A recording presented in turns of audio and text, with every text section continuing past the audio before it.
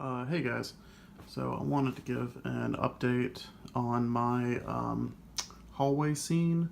Went ahead and printed another hallway set, and there's been a few changes with these. I had to scale them down just a little bit, but I think it's actually working a little bit better. I know it doesn't look like it right here. Had a bit of a printing issue, but it's actually kind of working pretty well. So right here what we're seeing is two of the hallway sets actually being put together, and we can actually see that it will create a full hallway. So it is pretty much a modular system. We can even take multiple hallway sets and put them side by side to create a longer front-on display piece. You see that the hallway set, once it's put together, we actually have enough room for multiple figures to be standing in here together. And actually, I think it looks pretty good. So I like it quite a bit. You can see with the two pieces pulled apart how they're actually attached. What I did was I took 1/4 inch, actually no, 3/8 inch wooden dowels and actually just cut them down to length. These actually I think work better than me using the plastic pins that I was actually making. These have a bit more tension, or have a bit more give to them, so they won't snap as easily as a plastic peg does. So actually, I really like those. So I may end up just recommending that whoever ends up buying these, just to use those, because that's what I ended up doing. I just bought like a wooden dowel for like $1 and cut off like 20 pegs. So it actually works pretty nicely. But anyway, you can see that we get pretty decent height on these. It's, you know, just the generic one is tall enough for General Grievous, the Bandai model kit, to stand up fully, which is kind of impressive given how big of a figure he is.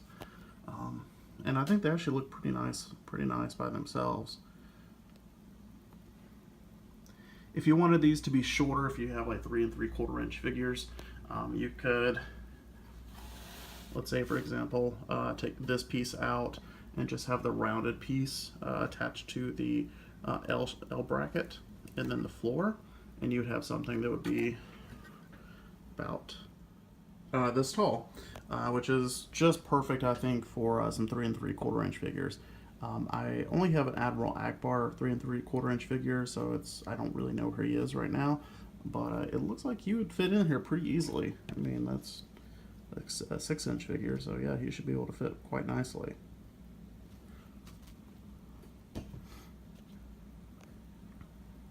If you wanted to modify this even further, we could probably even take the other rounded piece and have like a fully rounded wall that attaches to a floor and maybe even a ceiling.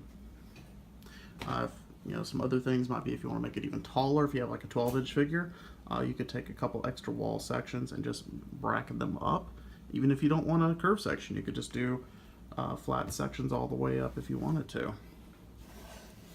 So yeah, I think there's a lot of unique possibilities here. I mean, even if you don't like it that way, you could always turn it on its side and have some neat wall sections like this.